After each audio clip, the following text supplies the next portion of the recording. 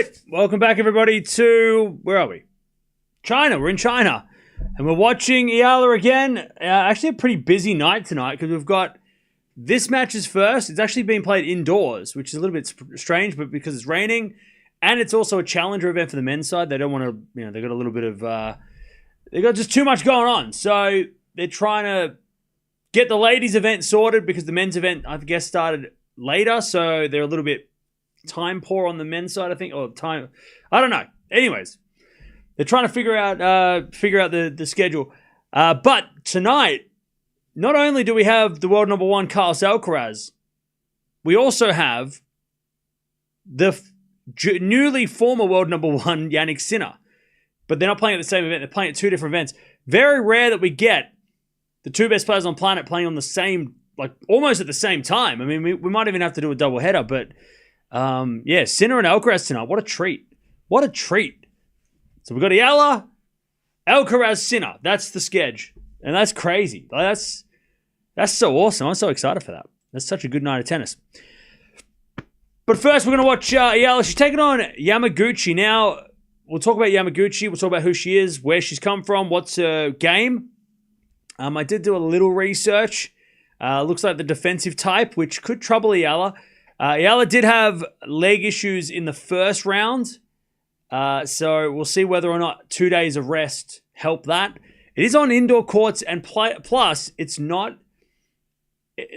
like no crowd, so that's going to be a bit interesting. But then again, Eala was fine with no crowd in Guadalajara when she won the tournament, so I don't think that being indoors is not going to be not on a stadium is not going to affect Eala. I think the indoor conditions, though, that's going to be interesting. It's basically an indoor tennis match now, so I don't know. But, we'll see what happens. Eala is the favorite. Probably no surprise. But Yamaguchi, let's talk about Yamaguchi for a second, because Yamaguchi is definitely new on my radar. I don't think we watched her before. And if we have, might have been a long time ago. So Yamaguchi this year, 21 wins, 26 losses. She was actually on a bit of a losing streak before this tournament. She'd lost 4 matches in a row before last week, where she won a match, lost the match, and then this week has won her first round in straight sets. She is currently ranked 268 in the world. Actually hit a career high ranking this year. So she's having a career best year. 26 years old, from Japan, so a little bit more experience than Eala. But as you can tell, or as you might not, probably don't know, obviously, much of her, hasn't played much big tennis, right? Big tennis, Grand Slams and stuff like that. She has played three top 100 players before, including Sofia Kenin. She's lost all 3 matches to the top 100 players that she's played, but she did play 6-4 against Kenin 12 months ago, so that's not bad as a qualifier. So did push Kenin a little bit. Her best win against anybody was against Ito last year, who was 157 in the world. So that is her greatest victory of all time so far. She's also played Andreescu in Tokyo 12 months ago, lost that match in a close straight set. So she's had a couple of noticeable opponents, familiar opponents. Katie Bolter, another one that she's played. She lost to her as well, but she played her as well in the past. So she has played names. I had 4 Grand Slam champions. So not unfamiliar with playing against somebody who is very well known or very popular. Her Grand Slam record is non-existent. I don't think she's played a Grand Slam ever. Is that true? Must be true. There's very little information about her. Last year was her biggest trophy at the end of last year in Tokyo on the carpet, which is still going around on the ITF circuit. W35, which, if you don't know the scale of things, this is how the tour works. So a W35 down the very bottom is the second lowest level of event you can play on professional tennis, or at least in the big tennis world. There's obviously a lot of professional tennis you can play at a local level in your countries, right? But in terms of world tennis, the ITF World Tour is the third tier and the kind of the stepping point. And you can see there a 35 is the second high or the second in that. So she's won that.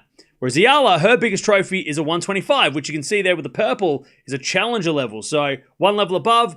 And then you can see there in that top bracket or that top tier, you can see there all the ones that the tournaments that we're familiar with. So she's won a very low level ITF event, but still a professional level trophy.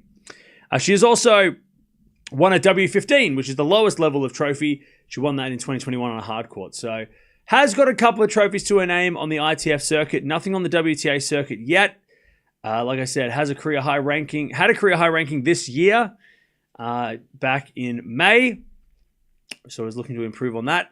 5'3". Now, when somebody's 5'3" on the WTA, we're thinking of someone like a Paolini. We're thinking of Barty, right? Two-handed, backhand, right-handed. So I can already, if I hadn't have already seen how she plays, already going, she's a defensive baseliner. Because that's usually the players that are that height are usually, well, if you're 5'3", you probably don't have a Sabalenka serve. And you probably don't have a big forehand like Sabalenka or Raducanu, right? So, and I have watched her play a little bit, and she is a defensive type player. She does like to defend, which Eala does struggle against those players sometimes. We've seen Eala, some of the most random, results she's had in recent months have been against players that don't necessarily hit the ball super, super hard. So, and she does better against players that hit hard. Like the first round when she was playing against somebody who's hitting the ball hard. So this is going to be a physical test for Eala, especially if that injury from the other day is still lingering. So there is all the stuff we need to know for now. And then we'll hopefully get this match started in about 5 minutes. But how are we doing? What's going on, chap? What's going on? How are we? Are we ready for the day? So straight after this, I think we go to Tokyo. Alcaraz is playing after Ruud, but I know Fritz just played, right? So I think Ruud starts in about 45 minutes. So after Ruud, then we watch Alcaraz. I think Fritz lost. Did he lose or did he retire? I know he was injured. What happened? Did Fritz play? Oh no, Fritz is still playing. He's into a third set. Okay. Okay, he's level in the third. Okay. All right. Also, what else happened? Mahatch lost earlier today. Shapovalov, I think, lost yesterday. Tiafoe lost. So, yeah, it's not a great day for the seeds. Humbert lost as well against Brooksby. That's not a bad loss, though. Brooksby's pretty dangerous. So it's a bit weird going on in Tokyo. And then Beijing. Hashanov lost to Muller.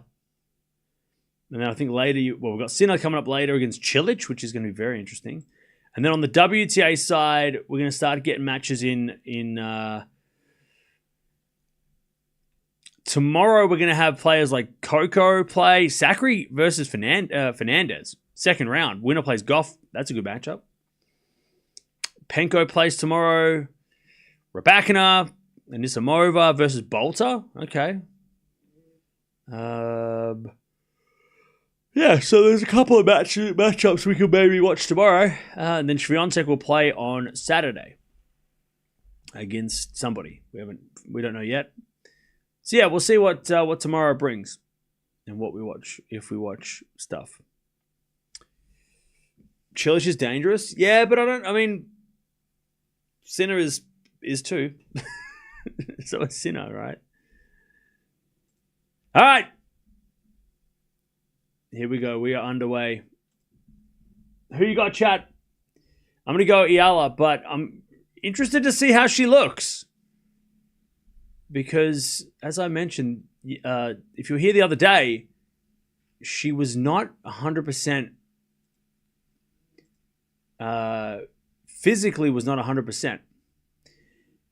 there was problems. Jesus, I tell you what, indoor conditions, when there's not many people in the crowd, like there's no crowd, it's so echo. It's such an echo. It's just like, sounds like an air rifle. It's crazy. Anyways, 15-all. I'm gonna go Eala in straights, but it will be watching the movement of Eala. It's gonna be crucial here, as Yamaguchi serves a fault second serve.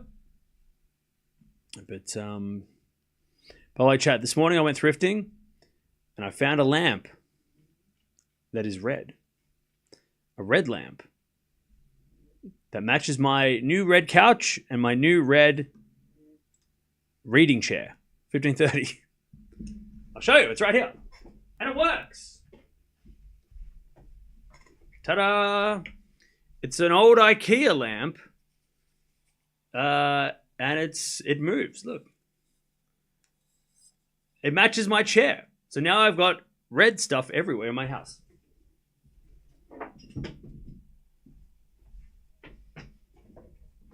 $15.40. So it matches my couch. And my my egg chair. All right. Eala with break points. 15.40.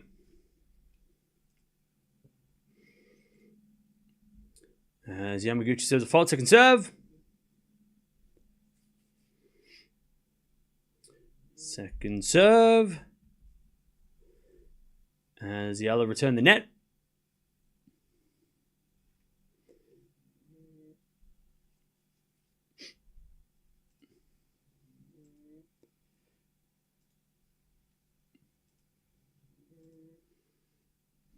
All right, serve again. Here's a fault from Yamaguchi, second serve. They're supposed to be on center court, but the players went on to the third set. Yeah. Yeah, I'll tell you what's going on in a second. Anyways, 4 now goes from long from Yamaguchi. Hello?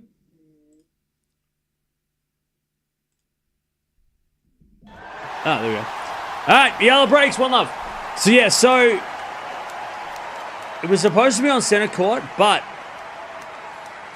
because there's a men's event, a challenger event as well at the same time, and it was raining outside, they scrapped the ladies' matches on center court because of the rain and put them all inside. So, like, Lulu's son just won her match in the last match, but it was on the same court. So they've just kind of given, like, all the ladies' matches, they've taken off center court so they can get them done, because I think the ladies are like 2 days behind the men. So they need to, you know, sort things out a little quicker. I think that's the big reason why.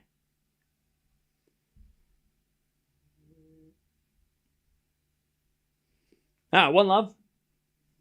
But yeah, I think it's because the weather is really crappy. So that's why we're inside. All right, returning that from Yamaguchi, and it's 15-love.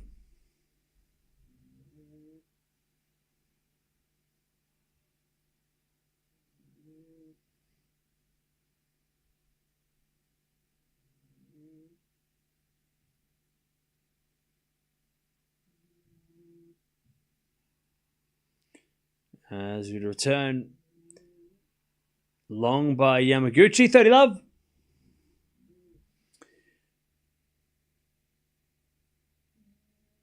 Eala in 3 sets due to leg injury. Well, so far, she's not showing any signs of injury, so that's good. And she has had 2 days to sort of figure it out, whatever it was, so. As Eala gets a 40-love.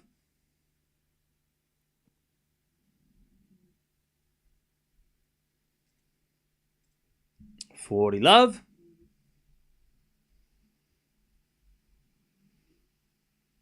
As the backhand return goes in the front of Eala. Eala hits a wide. 40-15.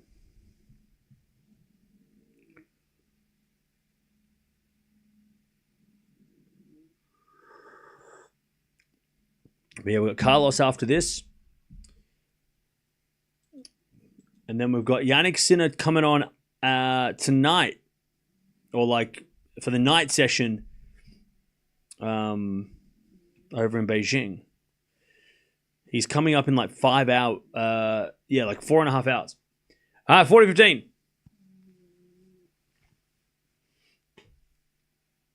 Double fault Eala, 40-30.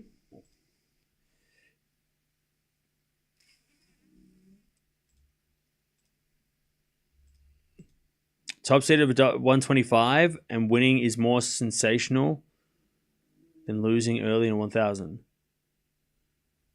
Yeah. 40-30. Eala with the serve. Into the 40 Yamaguchi. Forehand from Eala. There's Yamaguchi backhand into the forehand of Eala. Yamaguchi into the net. And it's 2-love Eala. I feel like she's playing smaller tournaments to enter the top 50 via 125s and 250s as well as improve her serve, but that's just me. Like I said this, I've said this a lot, but you might not have been here. So I think, again, I reckon the reason why Eala's playing these small events is because at the start of the year, her team made a schedule, right? And this was on the schedule, and they're sticking to that. And I know you didn't. I don't think you're saying like, "Oh my God, why is she angry that she's playing this?" But it doesn't sound like it anyway, unless you are. But yeah, I think it's just because this was part of the plan, and they're not going to change the schedule halfway through just because their ranking went up a little higher than they thought, right? I'm sure if you asked her at the start of the year what her goals were, it probably would have been top 100, maybe play a Grand Slam main draw, right? I think this year her and her team, she's done better than they expected, right? But it's funny because, again, like I said the other day, there's some players that for so long play, like especially Raducanu being the big one. So many people were saying about Raducanu, she should play 125. She should do 250s. Why is she only playing wildcard main draw stuff? Blah, blah, blah. And then the person who does it is Eala, and then it's like, why is she playing this? Why is she not playing 1,000? She's dodging opponents. And you're like, oh, man. It's like the same people are saying the same, like the total opposite thing, you know? Like, it's just like, oh, man, you can't win. 15-30. But yeah, I think that playing this is smarter for Eala long term, because what's the point in going to Beijing and losing first round? What's that going to achieve? Maybe probably not even points, right? I mean, she's going to get more points from making the quarterfinals here, right? So yeah, I think she's done the right thing here. You know, get more matches, get more confidence. Practice some stuff, right? Try out some things. That's the best part about playing these small tournaments is you can afford to sort of try out some strategies, you know, maybe come to the net a little more if you want to practice some net points. And if that doesn't work, you can just go back to your normal game and that should be good enough to win anyway. Rather than going to Beijing and losing and then having no confidence because you lose. Anyways, 3-love. She gets the double break. Does Eala 3-love? So yeah, I think this is probably the smart option. I'd be surprised if next year she plays any 125s. I think this time next year, she'll be probably inside the top 50 and just like, you know, I don't think she'll play anything below 250 next year. But this year, I think this is something that they probably had on the schedule, like her team put together, and they're just sticking with it. And I think that's good. I think that's a good idea. Because yeah, it's almost the end of the year anyway, right? And the worst thing that could have happened is she gets into the top 100 and then she ditches all the 125s and only plays big tournaments because she has a good ranking and loses. And then she goes on like a 10-match losing streak at big events because she changed the schedule. So I'm like, again, is a 125 beneath her? Maybe next year it will be. Maybe it's a little bit too low of her to play now. It should be 250 or above. But there's no 250s this week. So it's either you play Beijing or you don't play. Or this. There's no in between. So I think next year I'd be surprised if she plays 125s unless she, needs to, unless her ranking, her ranking drops. But I think at this point, she's just almost the end of the year. She won Guadalajara, which was 125. Why not try and get another trophy? I mean, more trophies, more confidence. Doesn't matter if they're what level of trophy they are at this stage. And then next year, when she re-evaluates her goals, I think next year I would be surprised if she plays a 125. Unless something happens where she loses points and she has to gain confidence. Well, I think that's going to be good to see Eala. If we go off this year, if Eala does start to lose big matches, she won't be too proud to go down to small tournaments, which I think is respectable, right? I think a lot of players would be, would maybe feel a little bit embarrassed to go play a 125 when they're a certain level. But I think for Eala, I don't think she's going to be too... Like if she loses, let's say she plays, a couple of big events and loses first round and, hopefully it doesn't happen. But let's say she goes on a 5-match losing streak. I think it's quite possible she'll go and play a 125 to get confidence, which is good. That's what you should do. Rather than just keep on playing big events and losing, right? Why not go back and get some form? Good volley there from Yamaguchi. And it's 15-30. So I think that going forward, it's going to be interesting. If Eala does need to get confidence, I don't think she'll be too proud to drop down to this level and have a chance of, get some points, which is good. Some players might, like I said, might be too proud or too embarrassed to go down to 125s, because it's a challenger level and they're better than that. But sometimes, if you can get confidence wherever you can, even if it's about sweeping through a 125, do it. If it helps you get back into form, do it. By the way, I think there is also a rule. If you're in the top 50, you can't play 125. Is that a rule? There's definitely a rule that you can't play a certain level of event unless you are, if you're too high ranked, I think. I don't know if it's 125s. I know, like, you can only, there's only one top 10 player allowed to play in a 250, right? But is there a rule that if you're a certain ranking, you can't play these events? I don't know.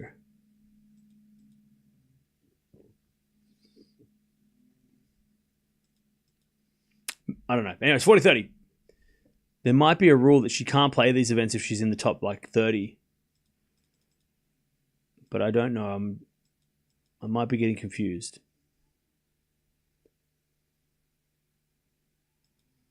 All right, Eala to go to 4-love. But she hits a forehand long and it's deuce.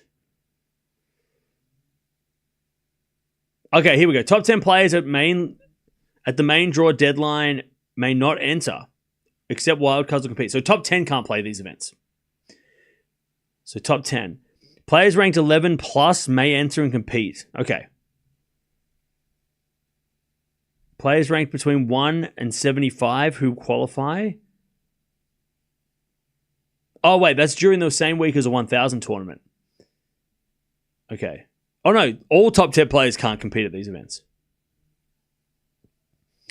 God, the rules are very, they're very complex. So, yeah, she should be able to play. All right, deuce.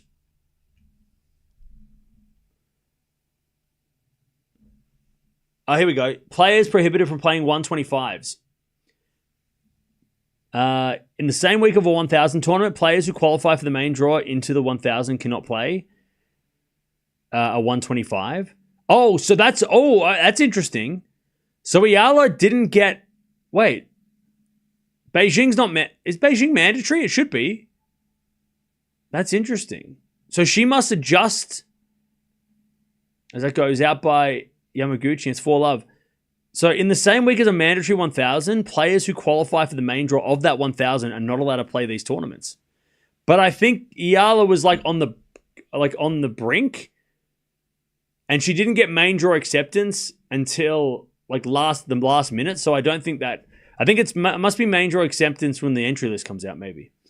And then in the second week of a 1,000 tournament or a Grand Slam, top 10 players can't play 125s. Players ranked between 1 and 75 who qualify for main draw over 500 or 250 can't play these events. Okay, that makes sense. In a week without a 1,000, 500 or 250, players ranked 1 to 20 can't play these events. Interesting. All right, so players in the top 20 can't play 125s at certain times. Depends on the situation. It's very, yeah. But either way, Eala at the moment, she's fine. She can play these events, and she will play these events if she needs to.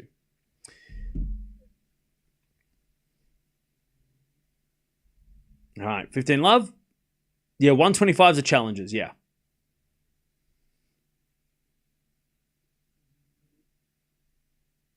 All right, 15 love.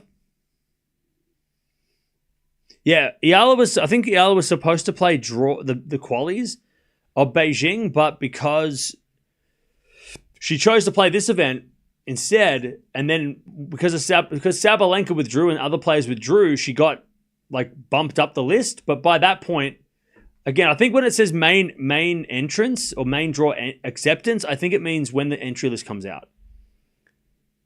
Because otherwise, Eala wouldn't be allowed to play this event. She'd have to be playing the 1,000 because unless Beijing's not mandatory. But I think Beijing is mandatory because it's 2 weeks. I think Beijing's one of the mandatory 1,000s. And Wuhan's not mandatory. Either way.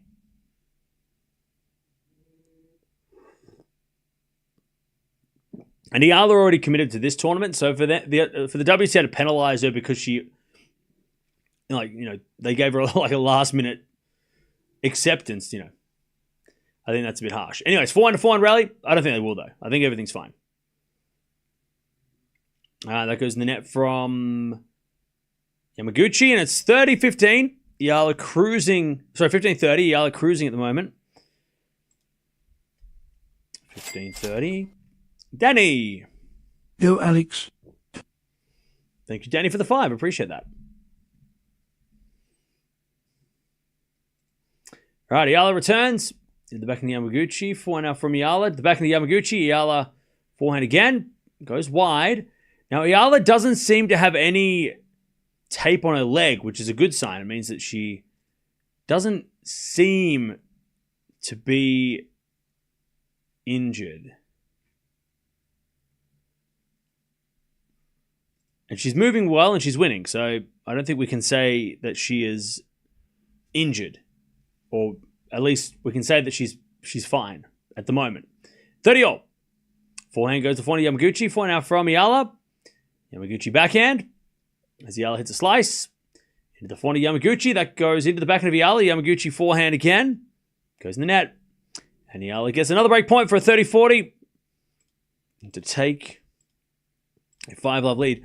So Yamaguchi, going back to her for a second, never even played qualies of a Grand Slam before. So that's kind of crazy.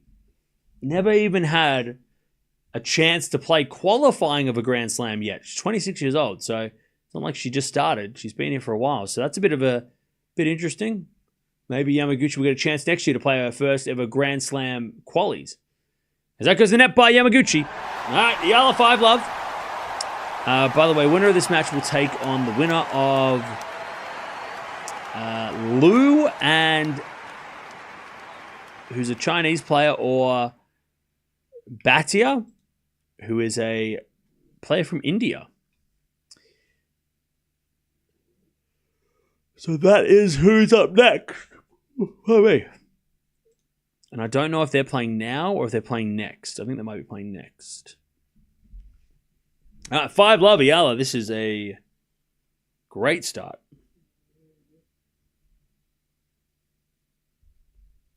By the way, Fritz and Diallo are playing a tiebreak final set, apparently.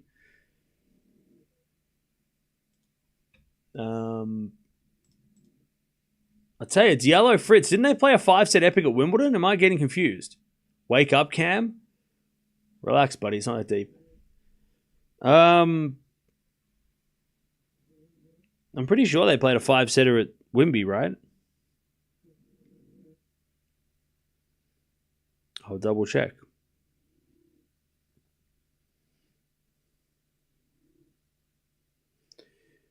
So the winner of this match will... I think they're actually... The other match has actually been played.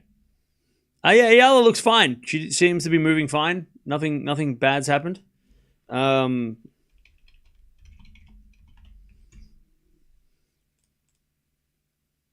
chat. You know what?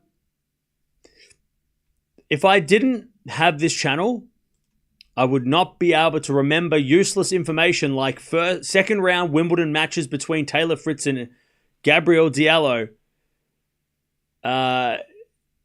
If I worked in a normal situation, who would need to know that? Who would need to know that? Nobody. But luckily, it comes in use today. My brain, chat, I don't even know what I'd do if I couldn't use this information on the channel. I mean, I don't know. I love 15. Ziala 7 for the set.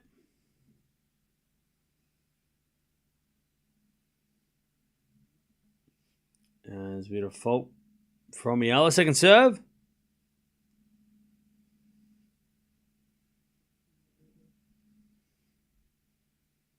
Second serve.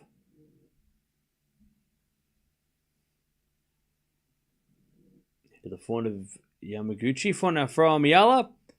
No, Yamaguchi hit it long, apparently. Okay, 15 all.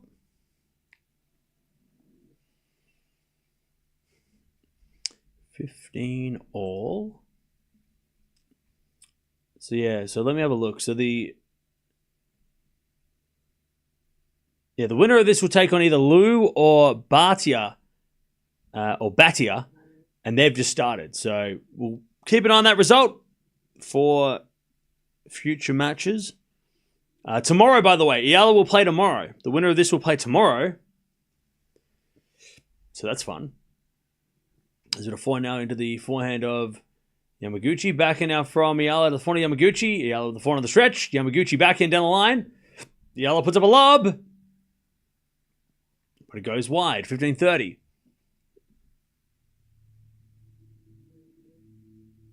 15-30.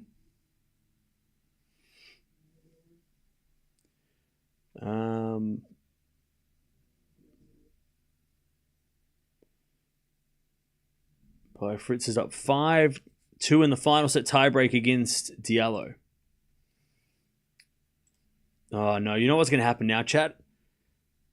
By the way, Fritz apparently has a leg issue, so, maybe give him some slack if you're someone who's going to start, bashing him, but I can already see the comment sections of the highlights now. See, Laver Cup didn't count. Poor Fritz. The man's got a leg issue and he had to go to a tiebreak against a guy that he struggled against at Wimbledon, and he's going to get bashed for no reason because uneducated people don't watch all the tennis. Backhand winner there from Yamaguchi, 30-40. I can already see it now. Oh, see, Fritz, when he beat Alcaraz, Zverev doesn't count. Laver Cup didn't count. The poor man needed a medical timeout on his leg, so he's obviously not feeling fresh, Fritz. If you are somebody who is going to bash Fritz because he struggled today, hopefully I just educated you so you don't do it. Anyways, good serve, Eala. Deuce. Oh, chat, it's so funny. It happens every year, but it's so weird that it happens every year. That, the debate whether or not Laver Cup should be relevant or not is, I don't understand why it's such a big deal. It's all every year. As Eala hits a winner and it's advantage Eala. Set point for a 6-love lead. It's so weird. It's like, if you don't like Laver Cup, then don't talk about it and watch it. Just don't do it. And if you love Laver Cup, then don't get angry if people don't take it seriously. That's fine. Like, it's okay. Like, if you love it, then love it. If you don't like it, then don't watch it. I don't think it's hurting. Like, Laver Cup isn't hurting anyone. Like, it's not a personal, like, people, I just hear, like, comments on Laver Cup, I just feel like it's coming from, like, a place of, like, personal, like, personal, like, something that, like, the Laver Cup, like, did something to you, you know? And it's like, it's not that deep. And that goes wide by Yamaguchi and Eala, 6th love. You know, if you love it. And by the way, that goes to the people that, like me, right? I love Laver Cup. And if you don't like Laver Cup, that's fine. I'm not going to, like, get angry at you because I'm like, I like it. If you don't like it, that's fine. I mean, there's a lot of things people don't like and do. And, you know, I like horror movies. Some people don't. I'm not going to be like, oh my God, how could you not like horror movie? That's crazy. You need to watch it and have nightmares. Like, of course, like what you like. But yeah, the debate whether or not Laver Cup is, I don't know, is it like relevant? Who cares? It's here. Ultimately, I think Laver Cup is going to be, unless it keeps losing money, because I know that I saw a post that it said it was losing money and Federer was paying out of his own pocket. Now, that tells you Federer's got $1 billion. So if Federer's paying out of his pocket to keep it going, you know that it must be some kind of a big deal to some people, right? If Federer's losing money on Laver Cup, but yet he knows how important this is going to be long-term, that tells you something. But yeah, I think Laver Cup, and I've said this for the last few years, I think Laver Cup in like 10, 20 years will be something that is an honor to play, right? I think that's what it's going to be. Like right now, it's a novelty. It's like, oh, it's fun. We get like Federer and Nadal playing doubles. Yay. Like that's fun. But like, I think in time, players will be pushing each other out the way to try and play because it will become something that you are honored to play. That's what I think. And it's just not there yet because there's 8 times. And also it seems like a lot of random players are just playing it. But I think eventually, if it gets an opportunity, because it might not, I mean, you know, you never know what happens with finances, right? You know, hopefully it financially can support itself enough to get to like, you know, Laver Cup 20, right? Once we get to like 15 to 20, I think players it'll be an honor to play, and there'll be players that are trying to play, right? And it'll become that's what I think is the goal for them as well. I think that's the vision, is that the Laver Cup, yeah, okay, it's not worth any points. Okay, Team World is a really broad, you know, it should be America. Then again, Demon or Cerundolo would think otherwise. They did pretty well for Team USA, right?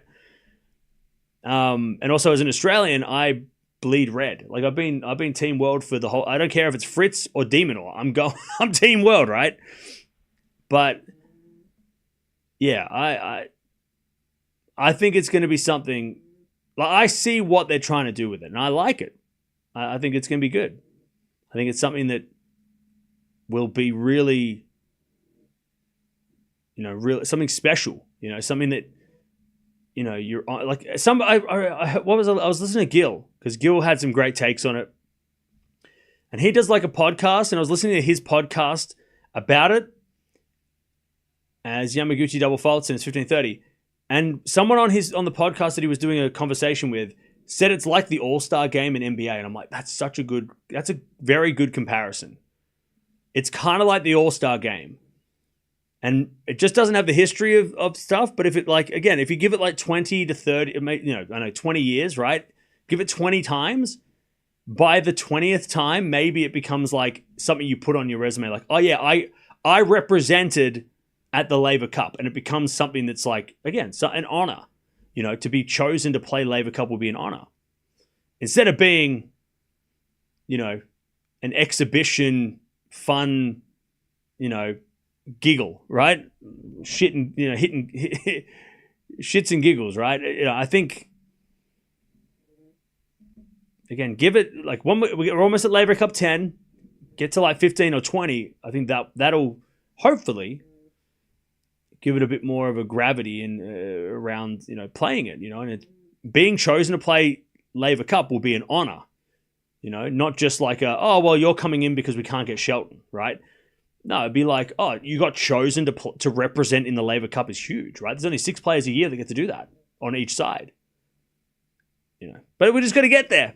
It's going to take time to get there, and hopefully Federer can keep it going, right? Because he's the man. If it's not for Federer, no Federer, no Laver Cup.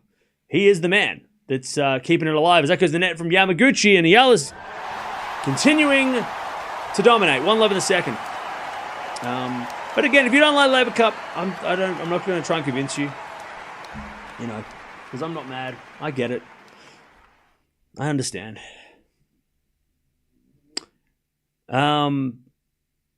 But I feel like the last couple of years, people are like, I feel like maybe some of you guys have turned around a little bit and gone, actually, I can see its merit, and like have kind of turned into like maybe from skeptics to then, kind of buying into it a little bit, and that's cool because I think I have so much fun watching it. The first day is kind of a little bit like, okay, whatever, because day one, the results turn around so quickly on day 2, but then day 2 and 3 are always so fun.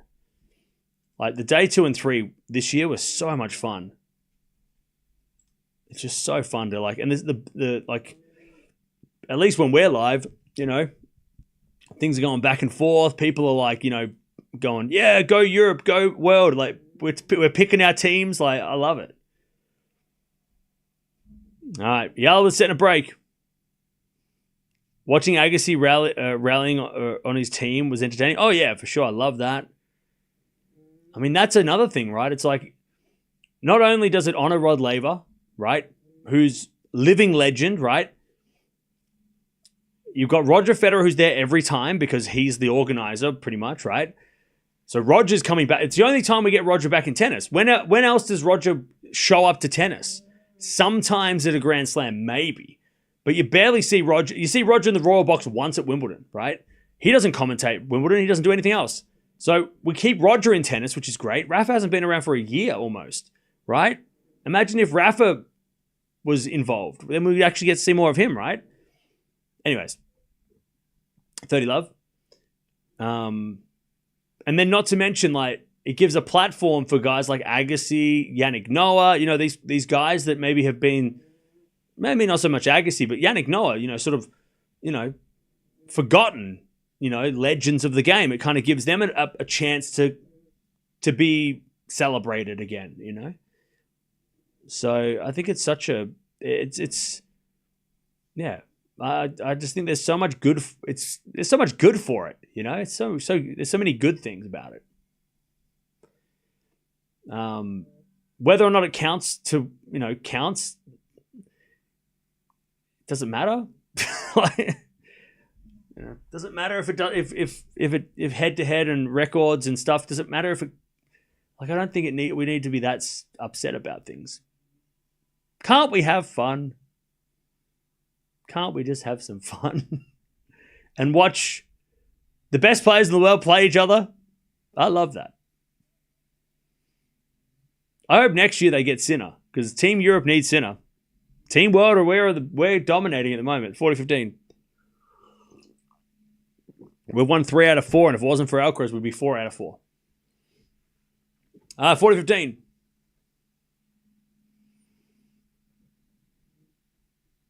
If they pay enough, Roger will come. No, but Roger's the organizer. They don't pay Roger to be there. He's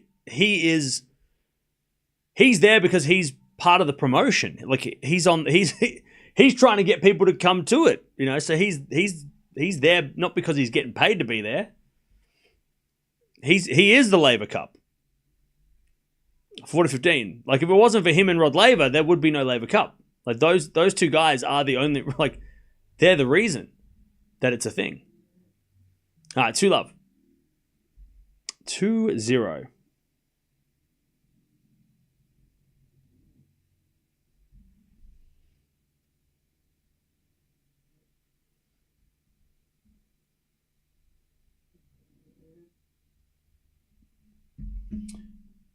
Why didn't Sinner play?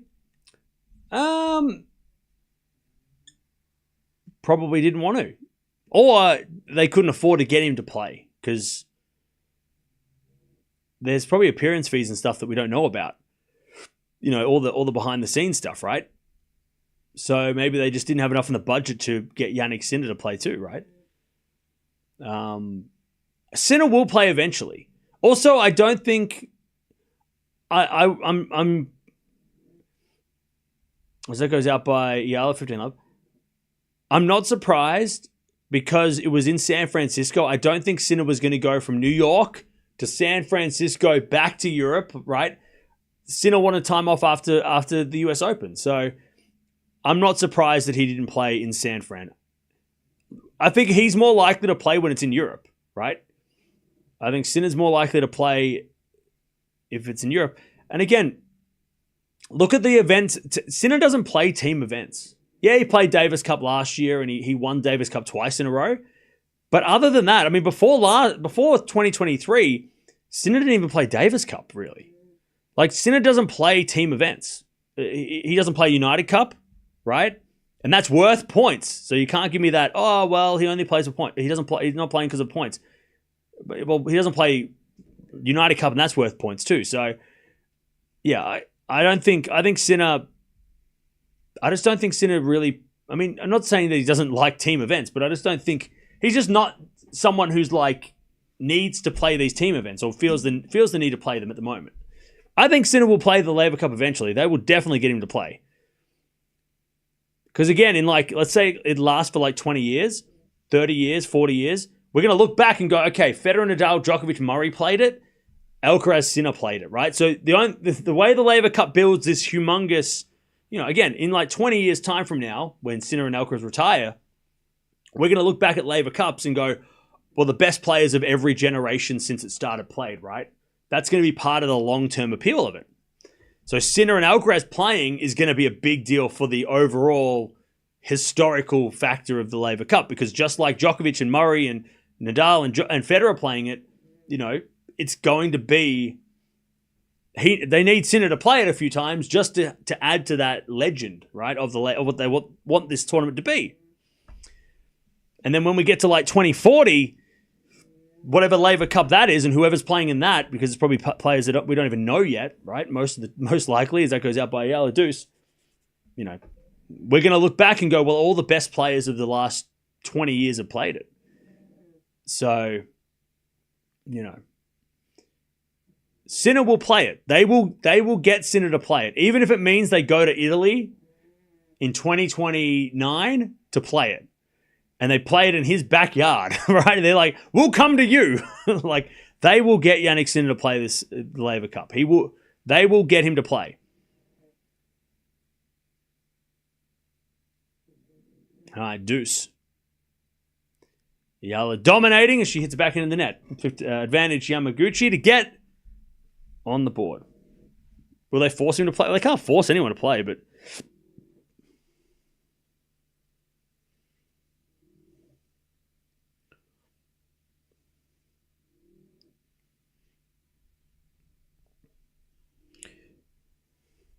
All right.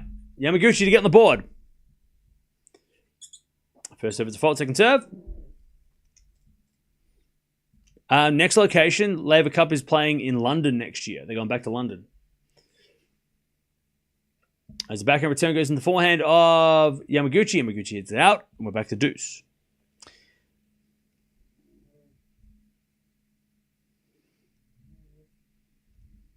All right, Deuce.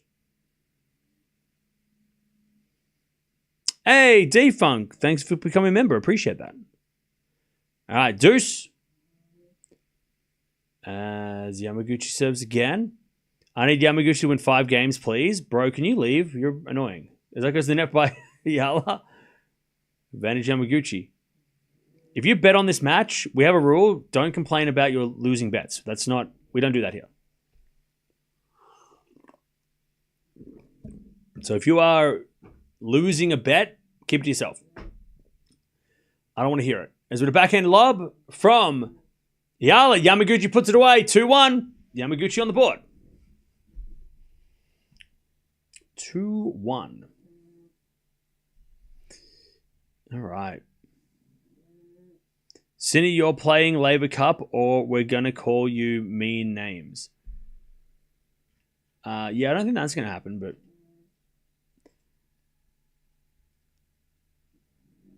So the big part about Laver Cup as well is Roger.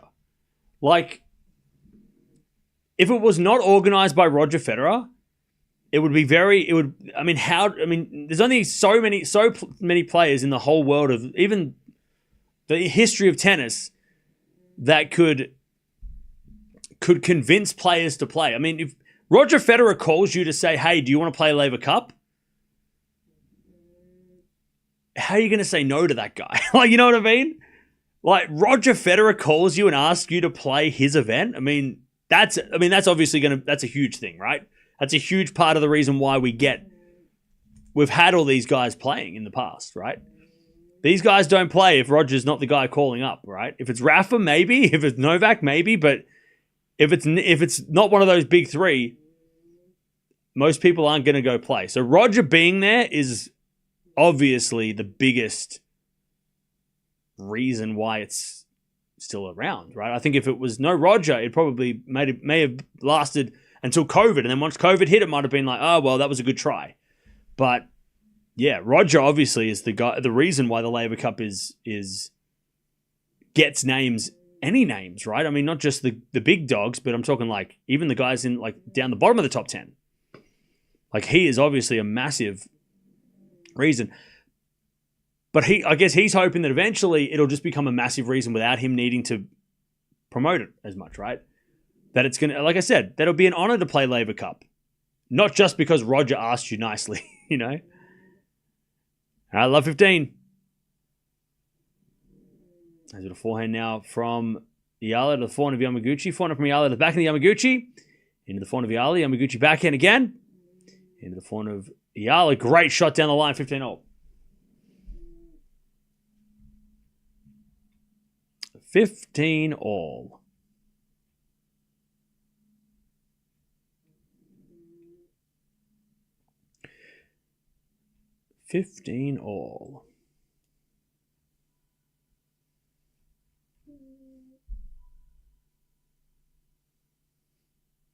All right, serve again. There's a fault by Eala. Second serve.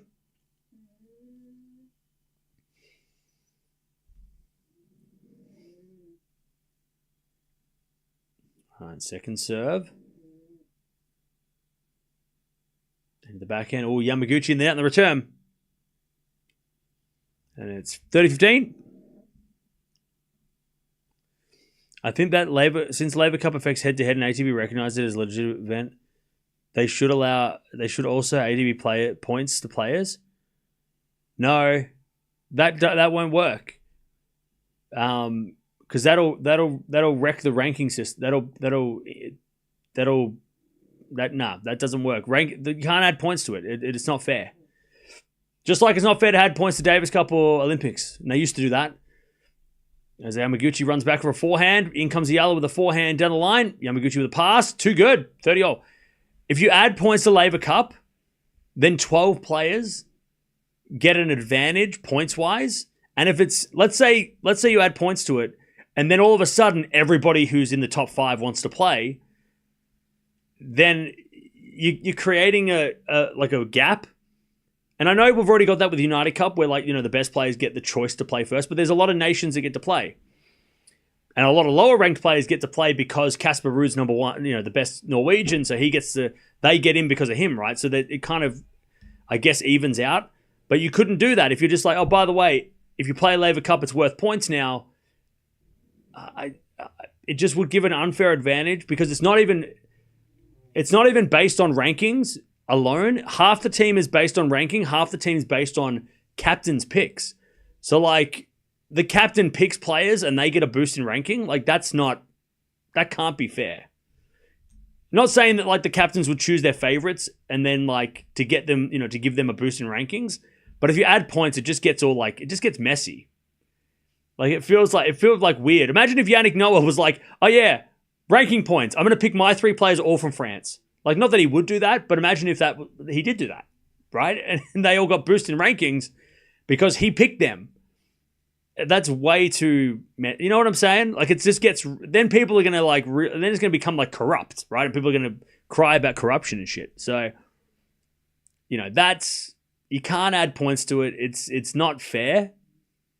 Now, if it was only based on rankings and the top 6 players from the world and the top 6 from Europe, they got to play, then you could maybe do ranking points because ATP finals do ranking points, right? Maybe, but you couldn't do it when half of the team is picked by a person. And that could be manipulated. Not that I'm saying, again, I'm not saying that Agassi or Yannick Noah would do it, but the fact that could be a thing, we can't have that because it's already like, it'll just get too messy. You know, you'd have to make it the top 6 players from each side automatically qualify to make it fair. So no captain's picks.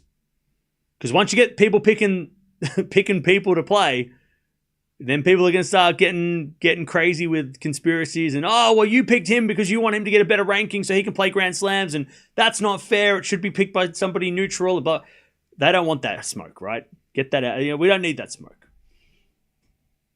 Apparently they used to have points for Davis Cup. I knew they used to have points for Olympics. They scrapped that. Because, again, it's not fair. Like, not everybody gets a chance to play the Olympics. Not everyone gets a chance to play Davis Cup, right? And I know not everyone gets a chance to play a Grand Slam, but there's a lot more players that get a chance. It's not exclusive, right? Whereas Laver Cup's exclusive. 12 players get to play. That's it. So, yeah, ranking points would not be a good incentive, and I think it would just be too much of a mess. It would just be too messy. And I think they know that. They would know that.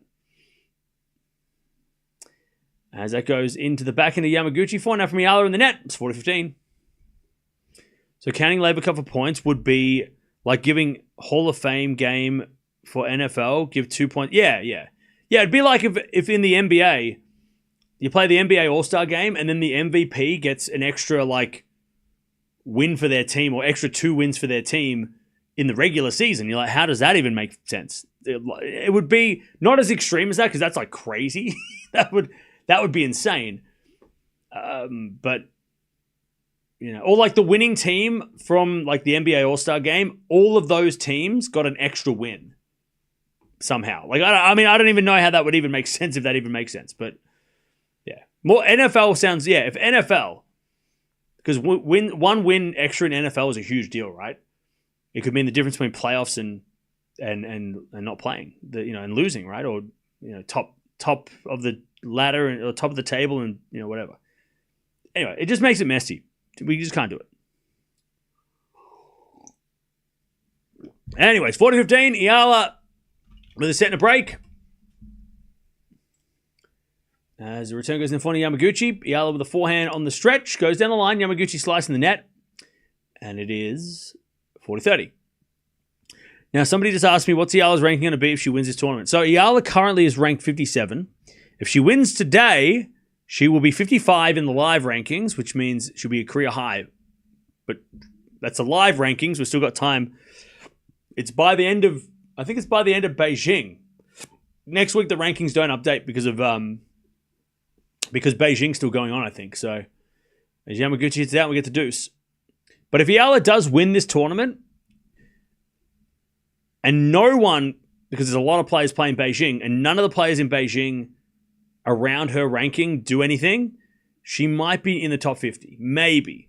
But there's still so much. Beijing, I mean, we've got to basically just wait until like next week until we know where she's going to rank. Because she might be ranked 49 in the world after this week, but then next week, Beijing, players are still playing. Lots of stuff happens, so.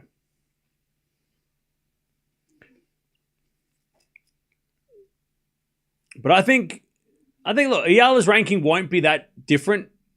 Even if she wins this tournament, I still think she'll probably be pushed down to around 50, high 50s. Or, sorry, low 50s. But she's almost top 50, which is a hell of an effort. Considering the start of the year, I think she was 200 in the world? Or 180, I think. So to go to near top 50 is pretty crazy in the span of a season. Yeah, she was 147 when she started the year. And now she's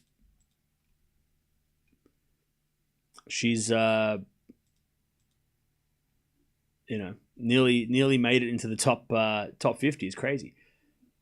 As that goes out by Eala on the forehand, is back to deuce.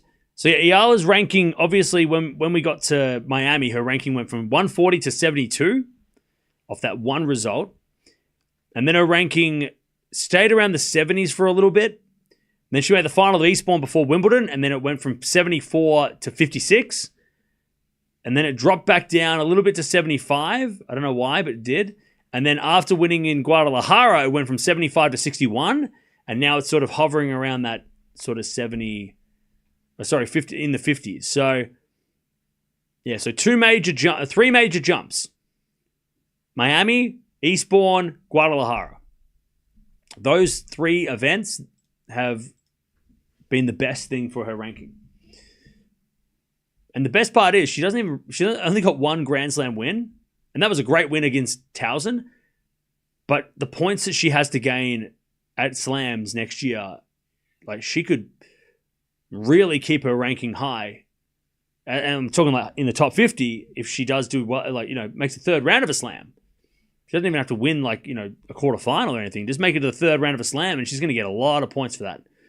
And it's going to help her ranking stay in the top 50 or around the top 50 and higher.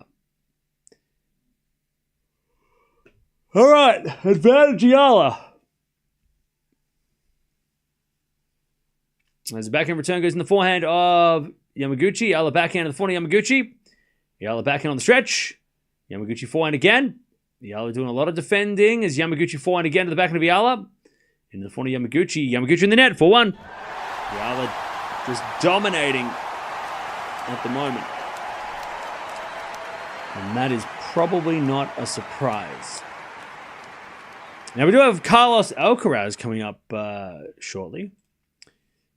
So we'll get he'll be coming on probably in the next hour or so. Pia. Go Alex. Thanks again, Cams, for covering Alex. No worries. Thank you for the donation. That's very nice. By the way, Fritz got the win.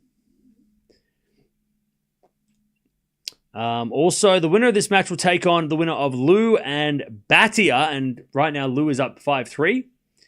So Chia Ching Liu is the next possible opponent, who is unseeded. Currently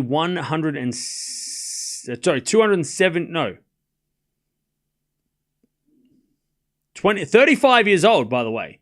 Her next opponent. So 35-year-old Liu. And her ranking is currently, because it's not updated properly, is currently 349. Her top ranking was 162, and that was back in 2019. So, so a 349 in the world ranked player. And then the big one is coming up against Lulu Sun in the semifinals, and that's a big match, right? Because Sun, even though she dropped down the rankings currently, and she's currently 146, 12 months ago she was 39 in the world. So, and we know how good Sun is or has been, right? So Lulu Sun, possible court semifinals, would be an interesting matchup.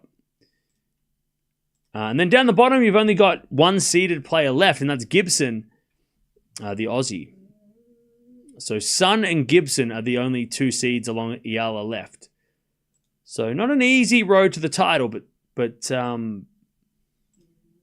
again, the way Eala's been playing against the players that she should be beating like this, and she looks healthy. Like the first round where she got injured, it has not lingered. She's definitely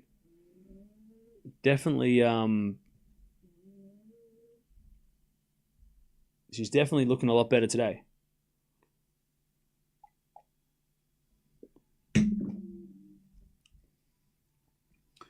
As a forehand now from Yamaguchi. Down the line in the forehand from Yamaguchi goes in the net. And it's 15-0. Prediction for Alcaraz. I reckon Alcaraz is going to crush Baez. I would be surprised if Alcaraz even came close to losing a set. And look, Baez is a good player, but he is the type of player that Alcaraz loves to play. Just some guy who's going to get the ball back a lot. And look, maybe Baez is great defensively, and there's some errors coming from Alcaraz, but I'm thinking Alcaraz might just crush him.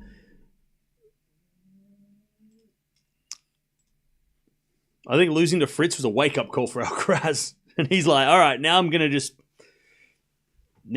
get it done. Unless Alcaraz is still sick, because apparently at the Laver Cup, the nose strip in the final day, Alcaraz was sick during the Laver Cup. So unless Alcaraz is fatigued from the time zone difference, but also maybe a little bit ill, maybe Baez can wear him down. But I'm looking at Baez's game and going, I mean, Alcaraz should get it done. 15-40, by the way. Yamaguchi trying to get one back. He should get it done in straight sets.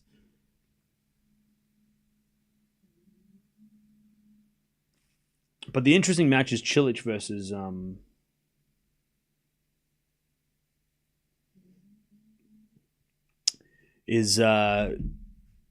Cilic versus Sinner. More so to see how Sinner is after the US Open, because he said that he was going to change his game and try and do some different things and stuff. Let's see if that is true. Or if he needs to, right? I mean, I don't think he needs to do that unless he plays Alcaraz, but... All right. 15-40. As Yamaguchi returns the back of Eala. Yamaguchi forehand. Again, the back of Eala on the stretch. Yamaguchi down the line. Great shot. Too good. Break back. All right, 4-2. 4-2.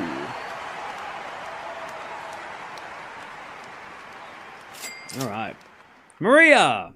Thank you for keeping us updated. No worries. Think of the 10. Glad to be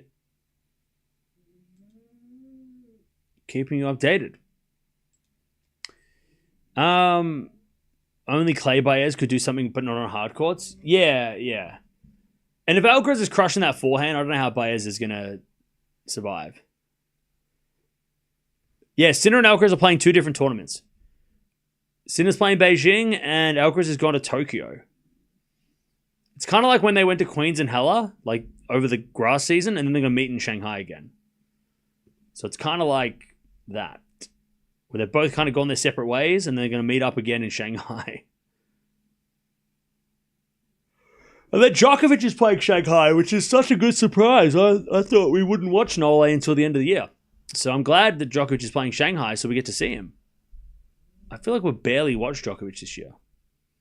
Which is crazy because, 2 years ago, he was the most watched player we had. I think we watched him more than anybody else. Maybe him and Swiatek in 2022-23. Maybe 2023.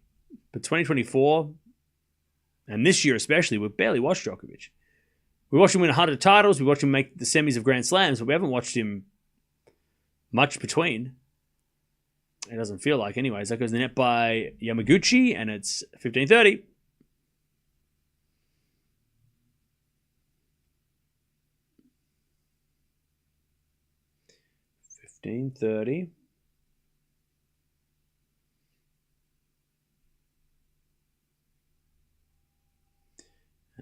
Yamaguchi serves a fault. Second serve.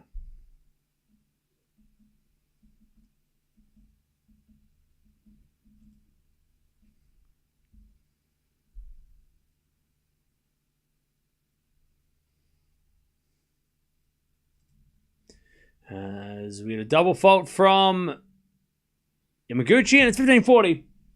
Eala to go up 5-2 and serve for the match.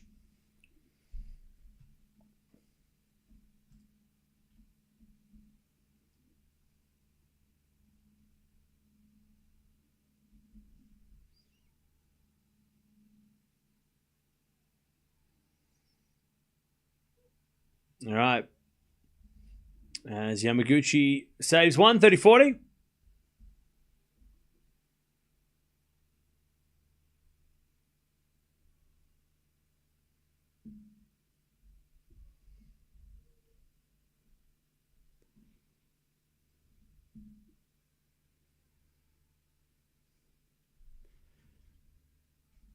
All right.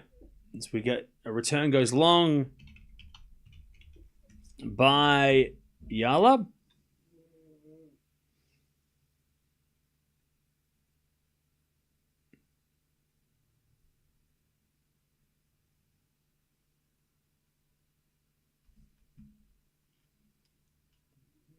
And we get the deuce.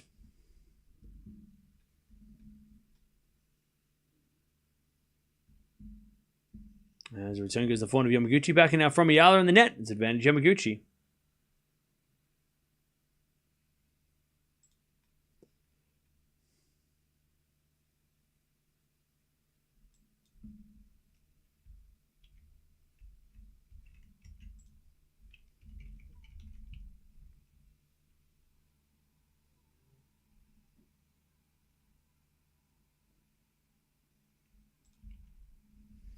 All right. As Yamaguchi is the winner, it's 4-3.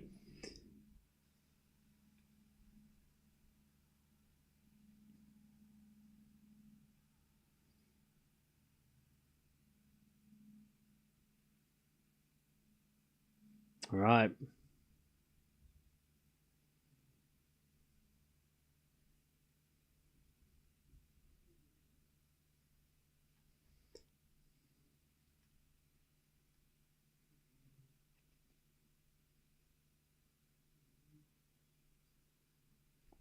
All right.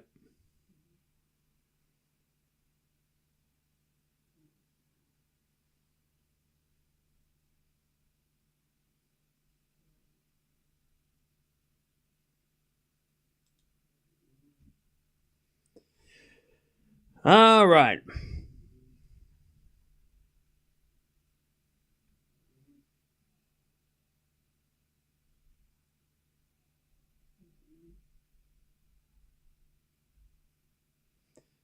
All right.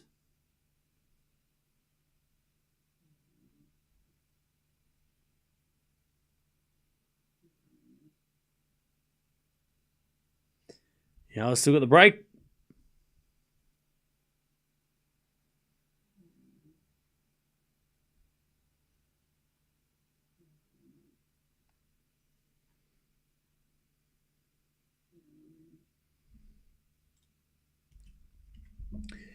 Four, 3. Can Eala finish it off?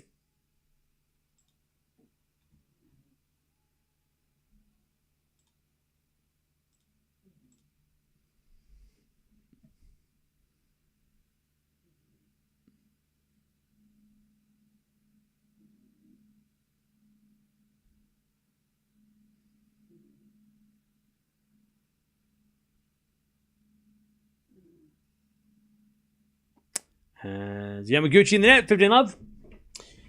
By the way, we're almost at 500 likes. Appreciate that. Thanks for hanging out. 15 love.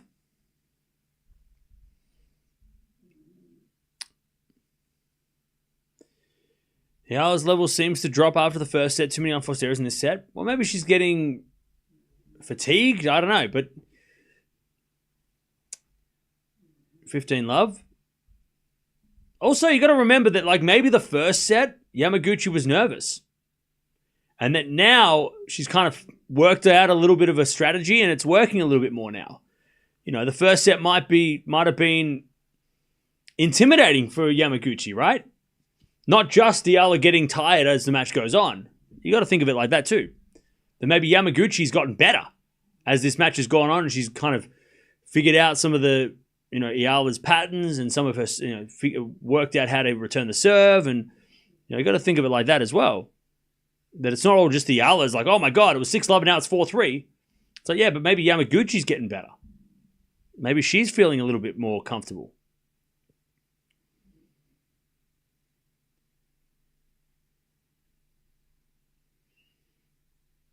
All right. 30-love. As Yamaguchi is along, 40-love. Can Baez give a tough fight to Carlos? Probably not.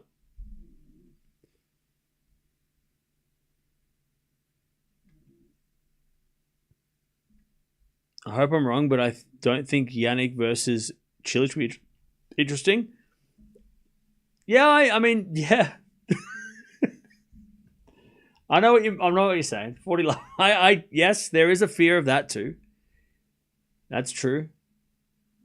I fear that as well. As Yamaguchi hits a winner 40-15. I agree. There's a possibility that Jannik Sinner could make that match very boring. Unless you're a Jannik Sinner fan, you're like, oh, see, look at that. Like, Cilic is great, right? But he's 38, isn't he? 37, 38? And Jannik Sinner, I mean, he could crush Cilic. I hope it's going to be competitive, but yeah, I could, if that's what you're saying, I could see that. I could see Sinner just kind of getting through in an hour and being like, wow, okay. I guess we were wrong about the competitiveness of that match. Hopefully we're wrong. Hopefully Cilic puts up a fight and it's interesting, but I could see that. 40-30.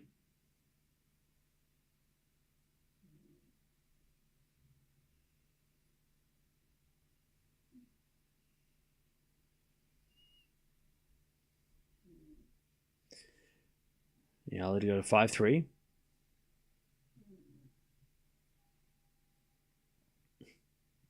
As Eala with a great serve. All right, 5-3. She keeps the lead.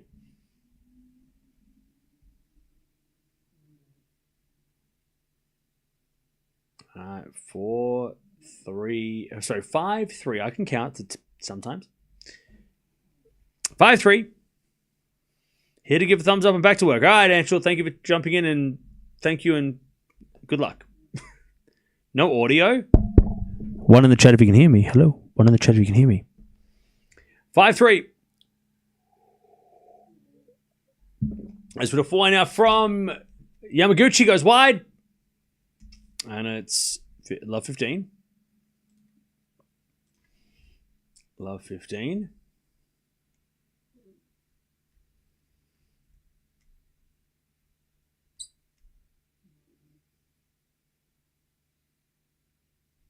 All right, backhand return into the forehand of Eala, into the forehand of Yamaguchi. Eala backhand goes long.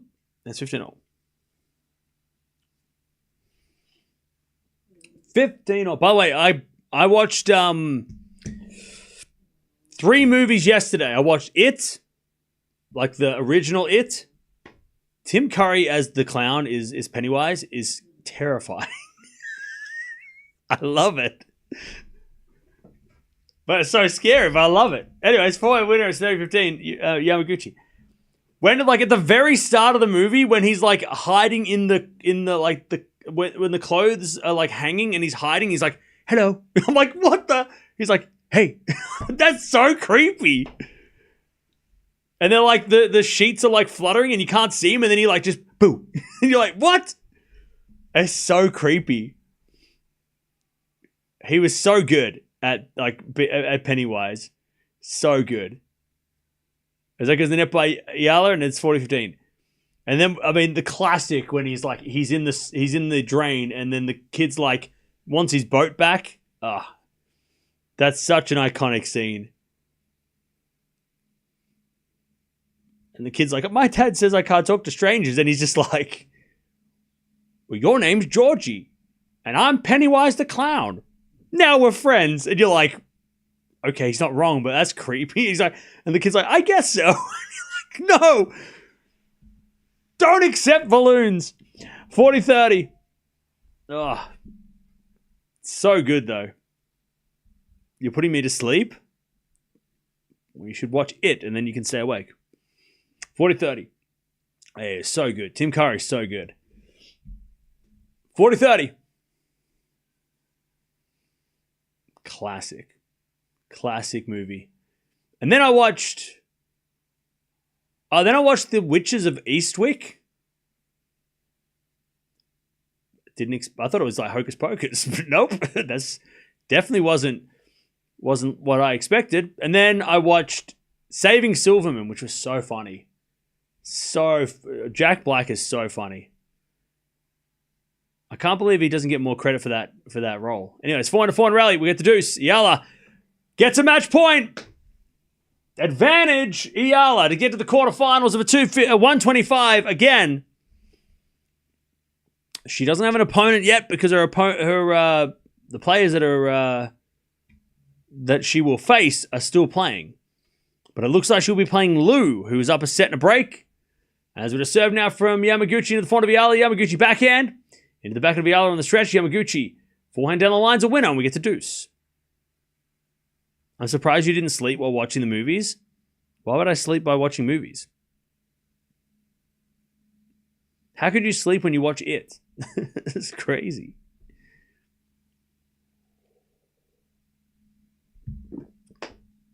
You float too. We all float down here. So into the forehand of Eala. Backhand from Yamaguchi in the net. It's advantage Eala. Match point number 2. You float too. Oh, man.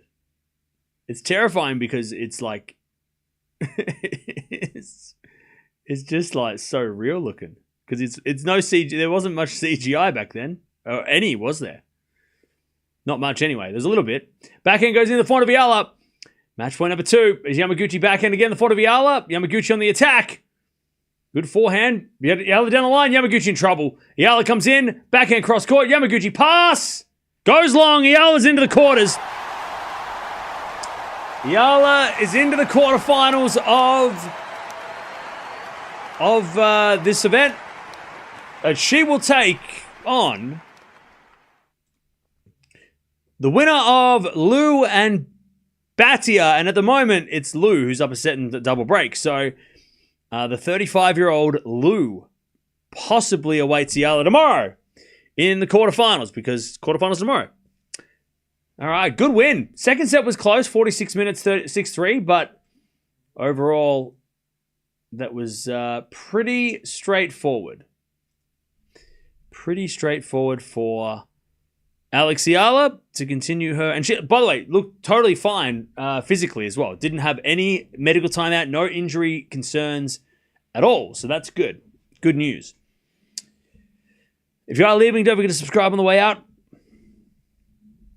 Let us come back tomorrow so we can watch her again. Joe! Thanks for covering Alex again, mate. No worries. Call me Han, skin tone -3. No worries. Thank you, Joe, for the 5.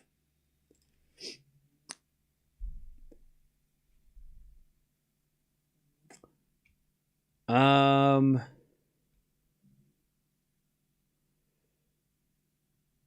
pardon me. Yeah, she didn't have any. It didn't look like she had any tape on her leg or anything either. So that's a good sign. Betsy. Great match. Thanks for covering Eala, as always. No worries. Thank you, Betsy, for the 5. Over the 250 pesos.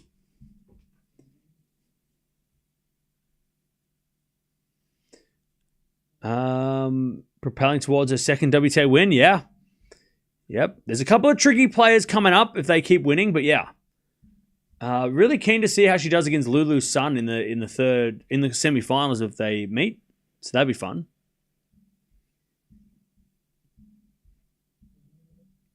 Are we going to watch Chen versus Sasnovich now? No, we are not. They've already played. They already started anyway. We don't watch matches. I don't like watching matches when they've already started.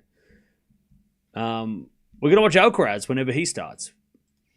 I think he starts after Rude. So, yeah. Also, the schedule for this tournament tomorrow should be coming out pretty soon. I think.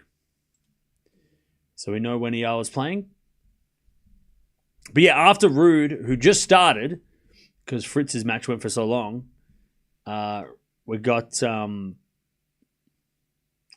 we have Alcaraz after Ruud. And then also Sinner's coming up in about 4 hours. So, yeah.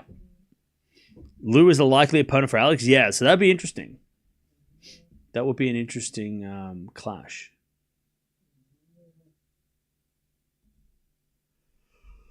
No idea of the schedule yet.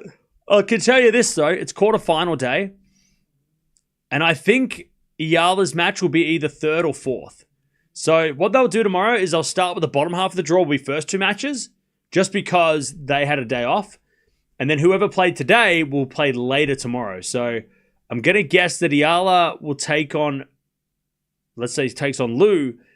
It'll either be the third or the fourth match. So probably around this time tomorrow. Same time tomorrow, around there. I think.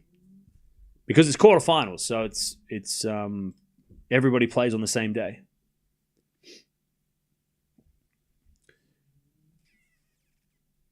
Why are they indoors? Because it was raining. It was raining, so they wanted to make sure they could get it done. That is the reason why.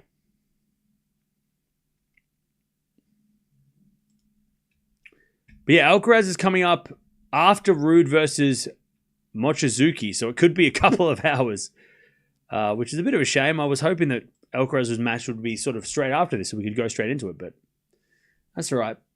We've got Sinner and Alcaraz tonight, or later, so it's going to be fun. But Lou is dominating at the moment. No, we're not going to watch Ruud. Like I said last week, this week is all about just watching like a couple of players. I'm not. I'm using this week as like a half. Like I know it's a 1,000. We'll watch the matches later in the week when it's really important. But yeah, I'm not using. I don't want to watch everything this week because Shanghai is more important for the men. So we'll watch Alcaraz. We'll watch Sinner. And maybe a couple of matches later in the week if there's interest, but I'm not watching everything on them, especially on the ATP. On the ATP, it's like just Alcaraz and Sinner. So no other players unless something comes up like a great match in the semis or something. But yeah, ATP wise, I'm not. Like a Medvedev Zverev in a quarterfinal, we might watch that, right? That's an interesting match. But, yeah, it's this week is all about just the two big dogs. And then when we watch Shanghai, that's when we'll watch a lot more. Shanghai will be a lot more involved. By the way, let me have a look. What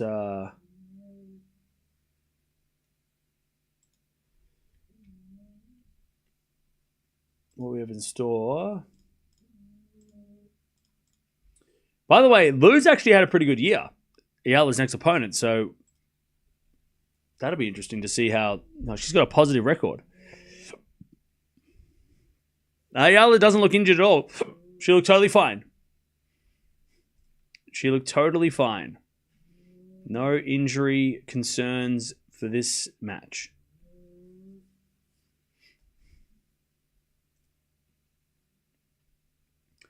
No stress.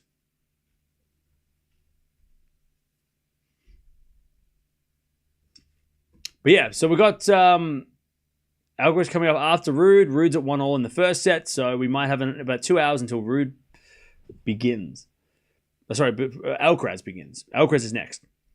So I'll send you over there. And then we've got Sinner as well tonight. So we're treated to the best two players on the planet playing at this almost at the same time in two different events. So that's fun.